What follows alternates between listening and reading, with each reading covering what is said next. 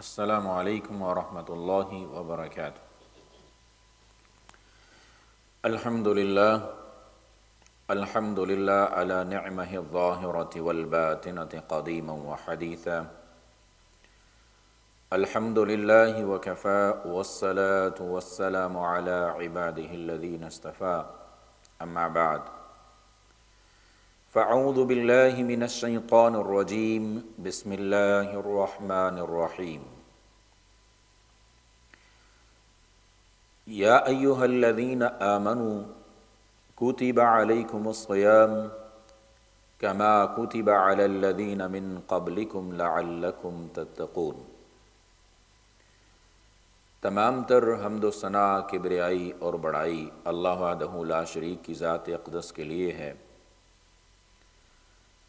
درود سلام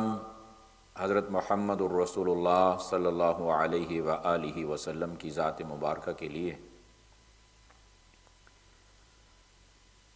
آج رمضان سے پہلے صرف چند دن باقی ہیں اور یہ شاید شعبان کی آخری اتوار ہے۔ اس میں ہم انشاءاللہ آج یہ بات دیکھنے کی، جاننے کی کوشش کریں گے کہ اسلام نے جو روزہ ہمارے اوپر فرض کیا ہے وہ روزہ کیا ہے، اس کے مقاصد کیا ہیں، روزے کے احکامات کیا ہیں۔ تو سب سے پہلے جب ہم اس کا حکم دیکھتے ہیں تو ہمیں یہ آیت کریمہ نظر آتی ہے، یا ایہا الذین آمنوا کتب علیکم الصیام، کہ اے ایمان والو روزے تمہارے اوپر فرض کر دیے گئے ہیں، کما کتب علی الذین من قبلکم، جیسا کہ یہ تم سے پہلے لوگوں کے اوپر فرض کیے گئے تھے، لعلکم تتقون، شاید کہ تم متقی بن جاؤ، شاید کہ تم پرہیزگار بن جاؤ۔ یا اس کا مطلب یہ کیا جا سکتا ہے لعلکم، تاکہ تم پرہیزگار بن جاؤ۔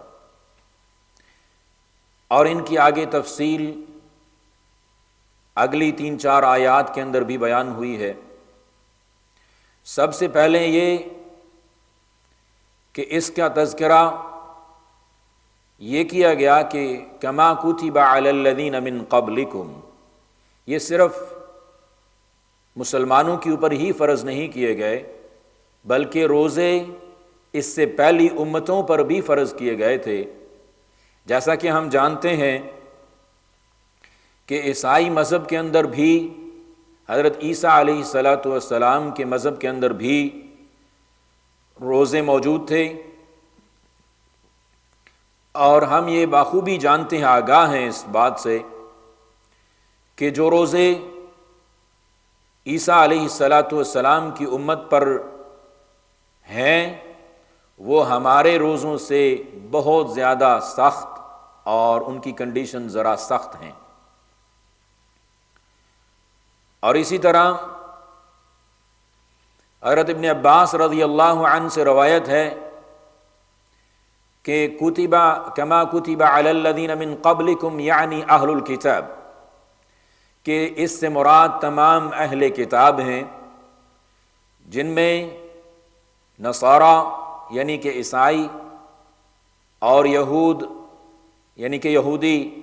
اور حضرت داؤد علیہ السلام اور سلیمان علیہ السلام کی قوم، اور اسی طرح حضرت ابراہیم علیہ السلام کو ماننے والے، یہ لوگ شامل ہوتے ہیں۔ اور اسی طرح حضرت عبداللہ بن عمر رضی اللہ عنہ سے جو روایت ہے اس میں یہ ہے کہ کما کتب علی الذین من قبلکم، کہ جس طرح تمام ہم سے آنے والے، مسلمانوں سے آنے والی پہلی تمام امتوں پر یہ فرض کیے گئے۔ اور اسی طرح مختلف محدثین نے اس بات کی طرف اشارہ کیا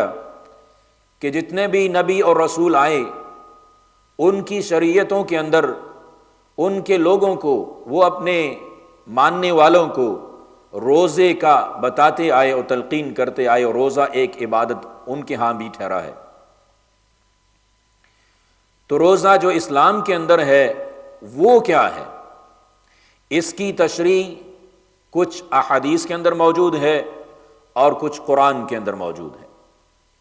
قرآن اس کے بارے میں بیان کرتا ہے، کلوا واشربوا حتى يتبين لكم الخيط الابيض من الخيط الاسود من الفجر ثم اتموا الصيام الى الليل، کہ روزہ آپ فجر کا وقت طلوع ہونے سے پہلے آپ شروع کریں گے، جب کالے دھاگے سے سفید دھاگا افق کے اوپر سورج نکلنے کی طرف واضح ہو جائے گا، یعنی سفید اور کالے دھاگے سے مراد یہاں پر جو سفیدی اور سیاہی افق کے اوپر ہوتی ہے وہ مراد ہے کہ جس طرف سے سورج طلوع ہوتا ہے وہاں پر جب اندھیرے کی جگہ یا سیاہی کی جگہ پہ روشنی آ جاتی ہے اس وقت کو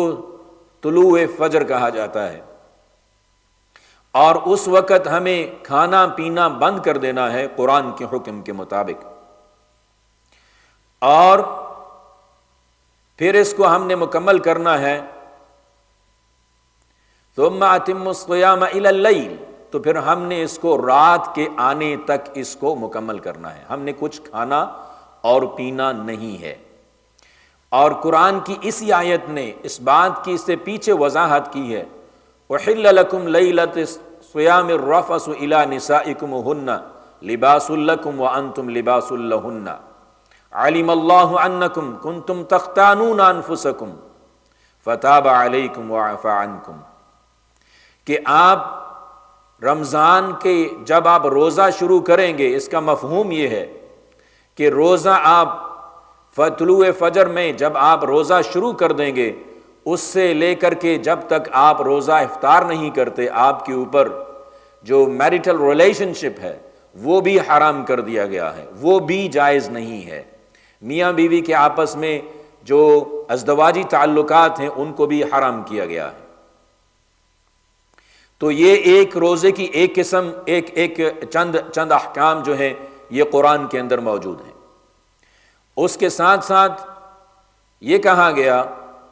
من کان منکم مریضا او علی سفر فعدۃ من ایام اخر، کہ جو کوئی ان رمضان کے دنوں میں، روزے کے دنوں میں کوئی بندہ اگر بیمار ہوگا ایسی بیماری میں کہ جس میں وہ روزہ رکھنے کے قابل نہیں ہے تو اس کو بھی، اور جو انسان سفر پر گیا ہوا ہے وہ انسان بھی ان روزے کے دنوں کو بعد میں، بیماری کے بعد یا سفر کے بعد وہ مکمل کرے گا۔ اور پھر آگے اس کی وضاحت کہ جو بندہ اس بات کی امید نہیں رکھتا کہ وہ بعد میں بھی صحت یاب ہوگا تو وہ مسکین کو کھانا کھلائے گا۔ اور اس کی روزے کے دوسرے احکامات جو حدیث میں بیان ہوئے ہیں ان کا تذکرہ حضرت محمد الرسول اللہ صلی اللہ علیہ وسلم نے بیان فرمایا، الصوم جنہ، کہ روزہ ایک ڈھال ہے جہنم کی آگ سے، بچاؤ کے لیے ایک ڈھال ہے۔ فَإِذَا كَانَ يَوْمَ صَوْمِ أَحَدِكُمْ فَلَا يَرْفُسْ وَلَا يَسْخَبْ فَإِنْ سَابَّهُ أَحَدٌ أَوْ قَاتَلَهُ فَلْيَقُلْ إِنِّي امْرُؤٌ صَائِمٌ، کہ جب کوئی تم میں سے روزے کی حالت میں ہو تو وہ بالکل کسی قسم کی فحش گوئی مت کرے اور شور و غل مت کرے، اور اگر کوئی اس کو گالی گلوچ کرے یا اس کے ساتھ لڑائی کرے تو اس کو جواب یہ دے کہ انی امرؤ صائم، کہ میں روزے دار ہوں۔ اور یہ بھی بخاری شریف کی حدیث ہے اور مسلم شریف کی حدیث ہے، اور دوسری احادیث کے اندر موطا امام مالک کے اندر، ترمذی کے اندر، ابو داؤد کے اندر یہ موجود ہے۔ اور دوسری حدیث جو مسلم شریف کے اندر ہے کہ اس کو مرتین، اس کو 2 دفعہ کہے، بار بار کہے کہ انی مرؤن صائم، کہ میں روزے دار ہوں بھائی، میں آپ کے ساتھ لڑائی نہیں کر سکتا۔ اور فرمایا کہ من لم یدع قول الزور والعمل به والجہل فلیس للہ حاجۃ ان یدع طعامہ وشرابہ، کہ جس انسان نے روزے کی حالت میں جھوٹ بولنا نہ چھوڑا اور اس نے دھوکہ بازی، دھوکہ دہی نہ چھوڑی، اور اس نے جہالت کی باتوں کو نہ چھوڑا، تو وہ یہ بات سن لے، یہ بات اپنے گوش گزار کر لے کہ اللہ کو اس کے بھوکا اور پیاسا رہنے کی کوئی ضرورت نہیں ہے۔ تو ہمارے روزے میں اس بات کو کنڈیشن ٹھہرا دیا گیا کہ ہمارا روزہ نہ کہ صرف کھانے سے اور پینے سے کے ساتھ ہے، بلکہ ہمارا روزہ تمام قسم کی بری عادتوں سے، جہالت کے کاموں سے، جھوٹ سے، غیبت سے، دھوکہ دہی سے، فراڈ سے اور ہر قسم کے برے کام سے بچنا ہے۔ اور فرمایا کیا کہ یا عبداللہ اذا صمت فلیصم سمعک وبصرک ولسانک، کہ اے عبداللہ کہ جب تو روزہ رکھے تو اپنی آنکھوں کا بھی روزہ رکھ، اپنے کان کا بھی روزہ رکھ، اپنی زبان کا بھی روزہ رکھ۔ اور حضرت جابر رضی اللہ عنہ بیان کرتے ہیں کہ اذا صمت فلیصم سمعک وبصرک ولسانک وجمیع جوارحک عن المحارم والکذب، کہ تو اپنے تمام اعضاء کا، اپنے تمام جسمانی اعضاء کا روزہ رکھے گا، تمام قسم کے جھوٹ سے اور فریب سے، حرام کردہ چیزوں سے اور کسی دوسرے کو تکلیف دینے سے۔ اور اگر ایک انسان اس چیز کی پابندی نہیں کر سکتا کہ وہ اپنے آپ کو جھوٹ سے، غیبت سے، چغلی سے، فحاشی اور ریانی کی باتوں سے، جن میں بالعموم بلا جھجک میں یہ بات شامل کرنا چاہتا ہوں کہ اس میں گانے اور میوزک سر فہرست ہے، کیونکہ اللہ رب العالمین نے گانے اور میوزک کے حوالے سے جو سورہ لقمان کی جو آیت نازل فرمائی، تمام محدثین کرام اس بات پر متفق ہیں کہ وَمِنَ النَّاسِ مَن يَشْتَرِي لَهْوَ الْحَدِيثِ لِيُضِلَّ عَن سَبِيلِ اللَّهِ بِغَيْرِ عِلْمٍ وَيَتَّخِذَهُ هُزُوًا، کہ جس نے یہ جو گانے اور بجانے ہیں یہ لہو اور لغو باتیں ہیں، یہ گندی اور فحاشی کی باتیں ہیں، اور یہ میوزک اس کی بہت ساری قسمیں ہیں، اس میں جو میوزک کی ایک موسٹلی جو کائنڈ ہے وہ حرام ہے، وہ لغو ہے۔ اور اسی طرح جو بندہ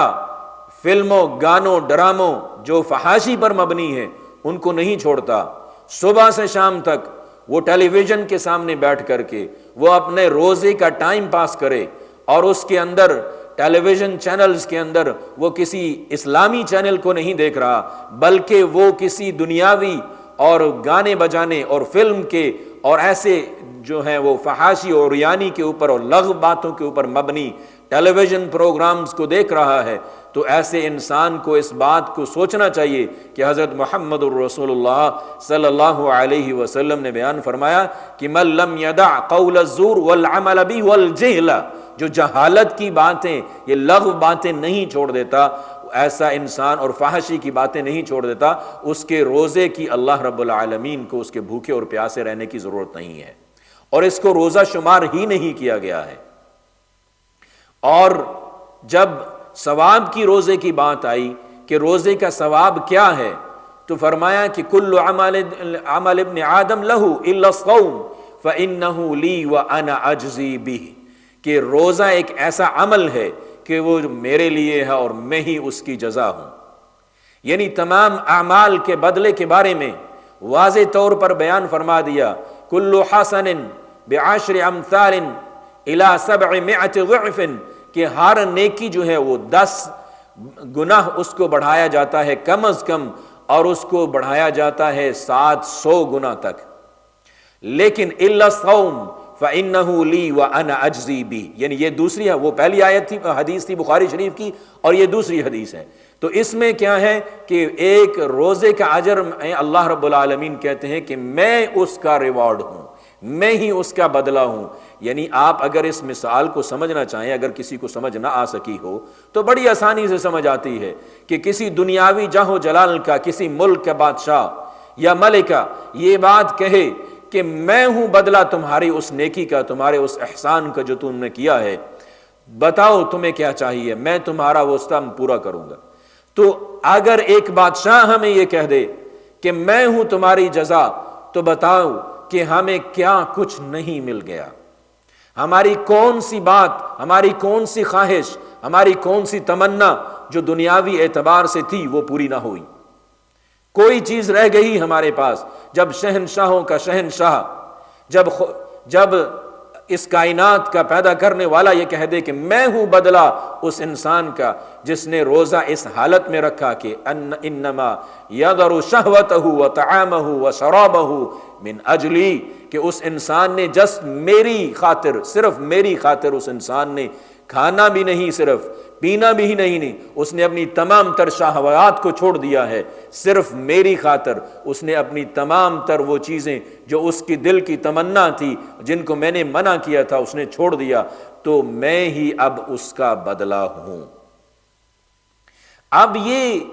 ایک تھوڑا سا بدلہ نہیں ہے، ایک ایسا بدلہ ہے کہ آپ نے دنیا آخرت کی تمام نعمتوں کو، تمام بھلائیوں کو آپ نے حاصل کر لیا،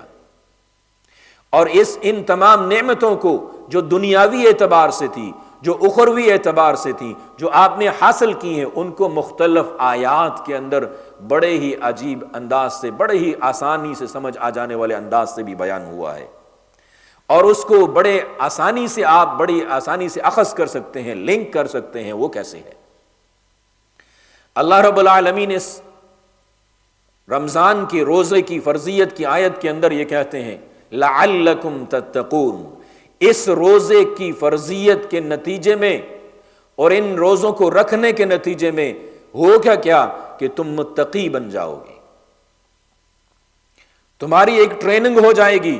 کہ تم نے جھوٹ سے، غیبت سے، چغلی سے، فراڈ سے، فحاشی و عریانی سے، فلموں سے، گانوں سے، ڈانس سے تم نے کیسے بچنا ہے، اپنے آپ کو کیسے بچانا ہے، ان لغو باتوں سے،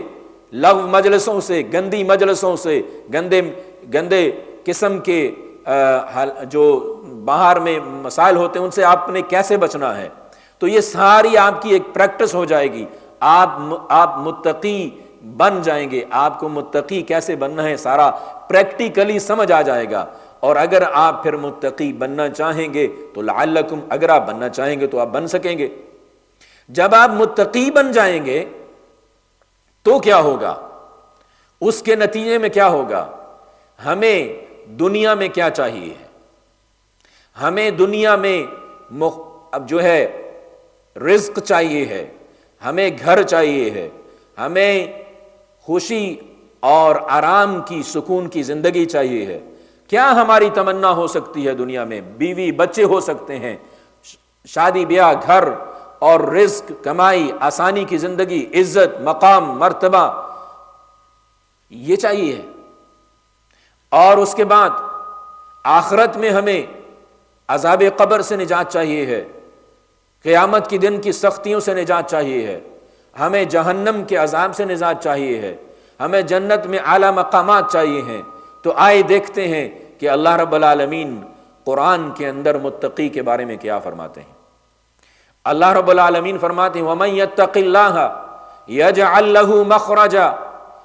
کہ جو انسان متقی بن گیا، جس نے اللہ کا تقوی اختیار کر لیا، اس کو تمام تر مسائل سے، آلام سے، مصیبتوں سے نکلنے کا اللہ رستہ فراہم کر دیتے ہیں، اس کو تمام مسائل سے نکال لیتے ہیں۔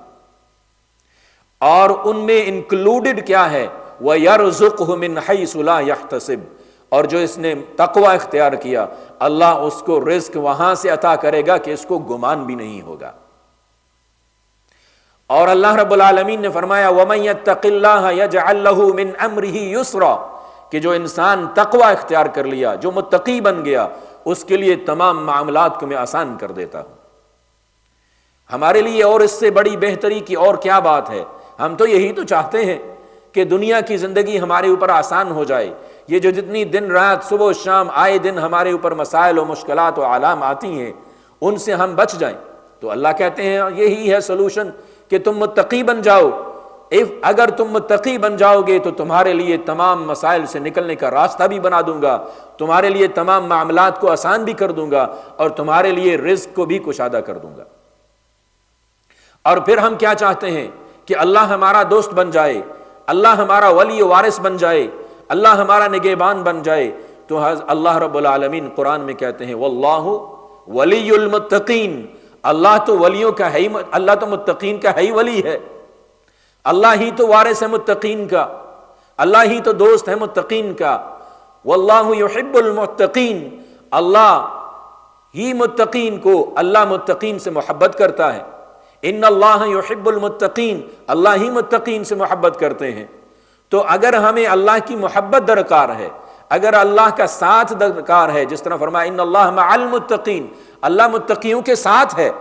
ان کا معاون ہے, ان کا مددگار ہے. تو اگر ہمیں اللہ کی مدد چاہیے ہے, اللہ کی محبت چاہیے ہے, اللہ کا ساتھ چاہیے ہے, اللہ کے ساتھ اللہ کی معیت میں اللہ کے سائے میں ہم ہونا چاہتے ہیں, آنا چاہتے ہیں, اللہ کو اپنا ولی بنانا چاہتے ہیں, تو پھر ایسے میں ہمیں متقی بننا ہوگا. اور متقی بنتا ہے انسان کو, اس رمضان میں ہمیں متقی بننے کا چانس فراہم کیا گیا ہے. اس کا ایک لیسن, پریکٹیکل لیسن ہمیں دیا گیا ہے کہ ہم کیسے متقی بن سکتے ہیں, اور اس رمضان میں ہمیں متقی بن جانا چاہیے. صحابہ کرام رضوان اللہ علیہم اجمعین اور سلف صالحین جو تھے وہ اس رمضان کی آمد کا انتظار کیا کرتے تھے, اور اس کے لیے دعائیں کیا کرتے تھے. اللہم بلغنا رمضان وسلمنا رمضان لنا وسلمنا لرمضان,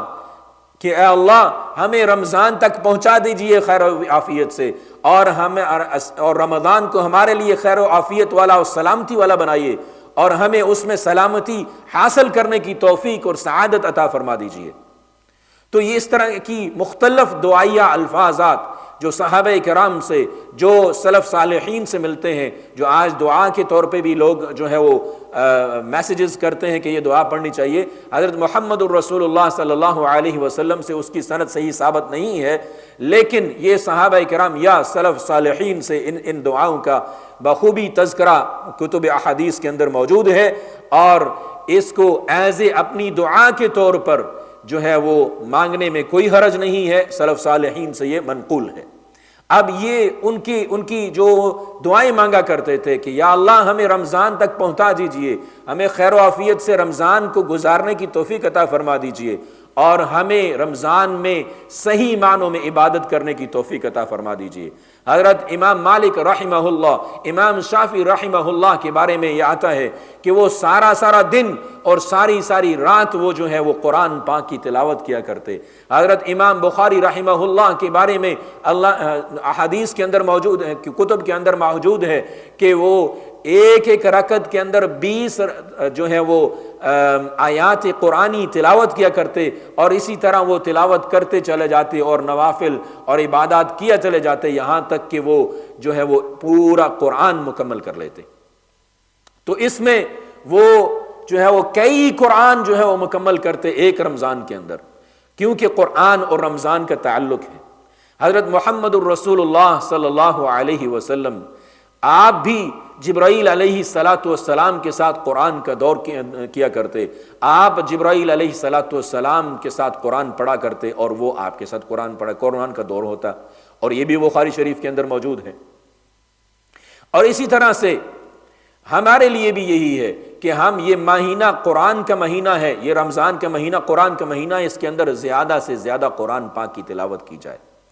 اور اس طرح سے اللہ کا قرب حاصل کیا جائے, تقوی اختیار کیا جائے, زیادہ سے زیادہ نماز ادا کی جائے, اور تمام قسم کے گناہوں سے بچنے کی پوری حد الامکان کوشش کی جائے, اور اس کوشش کے اوپر اللہ رب العالمین کی مدد طلب کی جائے, دعائیں کی جائیں, بڑھ چڑھ کر اس بات کی دعائیں خلوص نیت سے کی جائیں کہ یا اللہ ہمیں اس ماہ رمضان کے روزوں کو رکھتے ہوئے ان کو صحیح معنوں میں رکھنے کی توفیق عطا فرما دے، اور ان کے اندر جھوٹ کو، غیبت کو جو ہماری رگ رگ میں بسی ہوئی ہے اس کو چھوڑنے کی توفیق عطا فرما دے، ہر قسم کی فحاشی اور عریانی کو چھوڑنے کی اور تمام گناہوں کو چھوڑنے کی توفیق عطا فرما دے۔ اور پھر کیا ہوگا اگر ہم متقی بن گئے تو اس کے بارے میں اللہ رب العالمین کیا فرماتے ہیں؟ تلک الدار الآخرۃ نجعلها للذین لا یریدون علوا فی الارض ولا فسادا والعاقبۃ للمتقین، کہ جو آخرت کا گھر ہے، جو جنت ہے، وہ کن لوگوں کے لیے ہے؟ تلک الدار الآخرۃ نجعلها للذین لا یریدون علوا فی الارض ولا فسادا، جو زمین کے اندر تکبر، غرور، غلو اور بڑائی نہیں چاہتے، اور وہ زمین کے اندر فساد نہیں کرنا چاہتے اور نہیں کرتے، اور متقی ہیں، تقوی اختیار کرتے ہیں، ایسے لوگوں کے لیے اللہ نے آخرت کا گھر یعنی جنت تیار کر رکھی ہے۔ اور فرمایا کہ ان المتقین فی جنات و نعیم، کہ متقی لوگ، بے شک متقی لوگ جنتوں میں ہوں گے، نعمتوں میں ہوں گے۔ ان المتقین فی مقام امین، بے شک متقین لوگ امن والے مقام پر ہوں گے۔ ان المتقین لحسن مآب، متقی، بے شک متقی لوگوں کے لیے جو ٹھکانہ ہے وہ انتہائی اچھا، انتہائی احسن ٹھکانہ ہے، ان کا رہنے کی جگہ یعنی جنت ہے۔ ان المتقین فی جنات وعیون، متقی، بے شک متقی لوگ جو ہیں وہ باغات میں ہوں گے اور چشموں میں ہوں گے۔ ان المتقین فی جنات وعیون، ان المتقین فی جنات ونہر، کہ بے شک متقین لوگ باغات میں اور نہروں میں ہوں گے۔ تو یہ اللہ کی مہمان نوازی کے اندر ہوں گے، تو یہ متقین ہی کا ٹھکانہ ہے۔ یہ وہ انسان جو متقی ہی ہوگا، دنیا کی بھلائیاں بھی اسی کے لیے ہیں، آخرت کی بھلائیاں بھی اسی کے لیے ہیں، جنت بھی اسی کے لیے ہے، مہمان نوازی اللہ کی بھی اسی کے لیے ہے۔ اللہ رب العالمین نے متقین کے لیے جنت تیار کی ہے، اور انما یتقبل اللہ من المتقین، اور اللہ نیک اعمال جو ہیں وہ متقین سے ہی قبول کرتے ہیں، متقین کے ہی نیک اعمال قبول کیے جاتے ہیں، ان کو اجر، جزا، بدلہ متقین کو ہی دیا جاتا ہے۔ جو لوگ، یہ آیت کا بڑی صریحاً دلیل ہے اس موقف کی کہ جو لوگ متقی نہیں ہیں، جو اللہ کا خوف اور تقوی اور اللہ کی رضا کسی کام میں ان کا مقصود نہیں ہوتا ہے، ایسے لوگوں کے اعمال شاید کہ اللہ رب العالمین کے سامنے قابل قبول نہیں ہے، اور ایسے لوگوں کو ان کی اچھائی کا بدلہ دنیا میں ہی دے دیا جاتا ہے۔ ہم شاید سمجھتے ہیں بعض اوقات کہ جو لوگ تھوڑی بہت نیکیاں بھی کرتے ہیں لیکن ان کی زندگیاں بہت خوش ہیں، ان کے پاس بہت مال و اسباب ہے، ان کے بعد بہت دنیا کا جاہ و جلال، اور ان کی زندگی بڑی خوبصورت اور امن والی ہے، لیکن وہ اتنے دیندار نہیں ہیں، بلکہ وہ بالکل ہی دیندار نہیں ہیں۔ کبھی کبھار نماز پڑھنے والوں میں سے ہوں گے، کبھی کبھار اچھے کام کرنے والوں میں سے ہوں گے، کوئی تھوڑا بہت صدقہ و خیرات وہ کرتے ہوں گے، یا اور دنیاوی معاملات میں جو ہمارے معمولات کے اندر تھوڑا بہت دوسروں کے ساتھ احسان اور نیکی شامل ہے، جو ہمارے معروفات میں شامل ہے، ہمارے معاشرے کی رسم و رواج میں شامل ہے، وہ تو وہ کرتے ہیں۔ باقی وہ صحیح معنوں میں وہ اس طرح 5 وقت کے نمازی بھی نہیں، وہ روزے دار بھی نہیں، وہ فحاشی و عریانی سے، بغیرتی سے اور حرام کاری سے بچتے بھی نہیں ہیں، ہر قسم کی برائی کے اندر ملوث بھی ہوتے ہیں، لیکن ان کی زندگیاں بڑی ہی خوبصورت ہیں۔ تو وہ ایسے انسانوں کے لیے، ایسوں کے لیے حضرت محمد الرسول اللہ صلی اللہ علیہ وسلم کا فرمان موجود ہے، مسلم شریف کے اندر وہ حدیث موجود ہے کہ اس انسان کو جو کافر ہے اس کی نیکیوں کا بدلہ دنیا میں دے دیا جاتا ہے۔ اب ان کی زندگی کو آپ اچھا دیکھتے ہیں، اس کو خوبصورت دیکھتے ہیں، اور وہ لوگ کہ جو دین کے ساتھ چمٹے ہوئے ہیں، جو 5 وقت کے نمازی ہیں، ان کی زندگیوں کو آپ اتنا اگر خوبصورت نہیں دیکھتے، اتنا امن والا نہیں دیکھتے، اتنا جو ہے وہ آپ کو ان کی امن اور سکون ان کی زندگی میں اگر آپ کو نظر نہیں آتا، بیماری نظر آتی ہے، تکلیف نظر آتی ہے، کچھ مسائل نظر آتے ہیں، تو یاد رکھیے کہ اللہ رب العالمین جس سے محبت کرتے ہیں اسی کو اللہ آزماتے ہیں، اللہ جس کو معاف کرنا چاہتے ہیں اسی کو تکلیفیں پہنچتی ہیں، اسی کو آزمائشیں پہنچتی ہیں، اور اس طرح سے اللہ اس کے مقام کو بلند کرتے ہیں، اللہ اس کے مرتبے کو بلند کرتے ہیں۔ تو یہ ساری چیزیں جو ہیں ان کو دنیاوی جاہ و جلال کو، دنیاوی نام و نمود کو، تکبر کو، غرور کو، اپنی ناموری کو کنسیڈر نہ کیا جائے، اور اللہ کی خوشنودی کو، اللہ کی رضا کو کنسیڈر کرتے ہوئے وہ تمام چیزیں جو فحاشی اور یعنی میں آتی ہیں، جو لغو میں آتی ہیں، جو دنیاوی مفادات اگینسٹ دنیا کے دین کے آتے ہیں اور جھوٹ اور فریب ہے، اس تمام کو چھوڑ دیجئے اللہ کی رضا کی خاطر، اللہ کی خوشنودی کی خاطر، اور ان تکالیف سے ان کے اوپر صبر کرنا ہی صبر ہے۔ صبر کی ایک قسموں میں سے ہی یہ صبر ہے، دو صبر جو ہے وہ اسی پر محیط ہیں، ایک یہ کہ اللہ کی نے جو امور ہمارے اوپر واجب اور فرض کیے ہیں ان کے اوپر صبر کرنا، ان کو بجا لانا صبر کے ساتھ، یہ ایک صبر ہے، اور دوسرا جن چیزوں کو حرام کر دیا ہے ان سے بچ جانا، اور اس رست بچنے میں جتنی دکھ یا تکلیف یا مصیبت یا کسی بھی قسم چیز کو اگر فیس کرنا پڑے تو اس کے اوپر صبر کرنا یہی صبر ہے۔ اس کو کر گزریے، اور پھر دیکھیے کہ اللہ رب العالمین آپ کو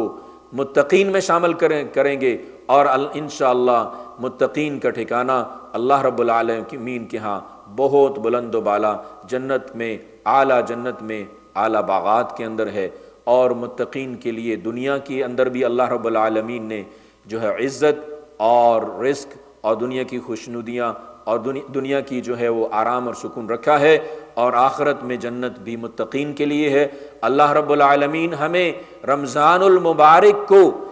ایز اے مشق لینے کی توفیق عطا فرما دیں، اور اس صحیح معنوں کے اندر ہمیں اللہ رب العالمین اس رمضان کے روزے احکامات کے مطابق رکھنے کی توفیق عطا فرما دیں، تاکہ ہم صحیح معنوں میں متقی بن جائیں، اور اس رمضان میں ہم اپنے تمام گناہوں سے معافی حاصل کر لیں، کیونکہ حضرت محمد الرسول اللہ صلی اللہ علیہ وسلم نے بیان فرمایا کہ من ادرک رمضان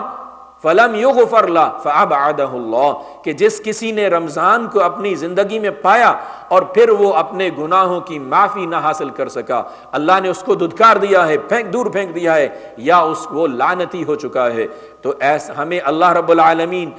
جو ہے وہ اس بات سے محفوظ فرمائیں، بچا لیں کہ ہم ان دھتکارے ہوئے، یہ دور پھینکے ہوئے، یا اپنی رحمت سے دور پھینکے ہوئے، یا لعنت کیے ہوئے لوگوں میں سے ہو جائیں۔ اللہ رب العالمین ہمیں صحیح معنوں میں رمضان المبارک کے روزے رکھنے، اس کے اندر برائے کاموں سے بچنے اور نیکی اختیار کرنے کی توفیق عطا فرما دیں۔ وآخر دعوایا الحمد للہ رب العالمین۔